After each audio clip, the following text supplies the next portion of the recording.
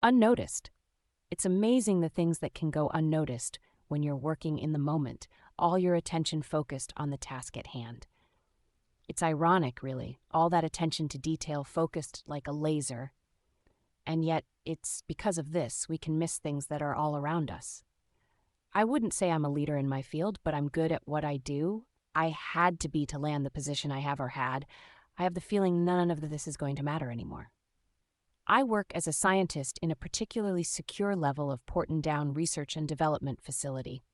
It's the UK's primary mod base of operations for dealing with all kinds of biological and chemical agents, primarily dealing with countermeasures and containment. Whenever there is an unknown chemical agent or a strange disease going around, the samples are sent there. Remember the Salisbury poisoning incident? It was Porton Down that discovered the use of the Novichok nerve agent. It was supposed to be just like any other day we had, an unknown package, a possible foreign contaminant, extraction, isolation, and an analysis to see what we were dealing with. We had the first samples less than a day after the incident. I had been spending more and more time away from home lately, with work being busier than usual. There were more samples than usual, and all marked with a high level of urgency.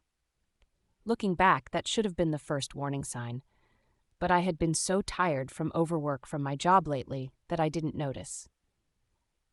I didn't notice that the samples all seemed to have come from the London area, where we first heard of the incident at the post office. I didn't notice when the number of samples kept growing in quantity and urgency. And I didn't notice the tear in my hazmat suit. I received the phone call late in the night. I could tell by the urgency in his voice that this was serious. He told me about the tear discovered by the night shift team during inspection. He told me about the possible exposure to the airborne contaminant from the London incident. He then listed symptoms.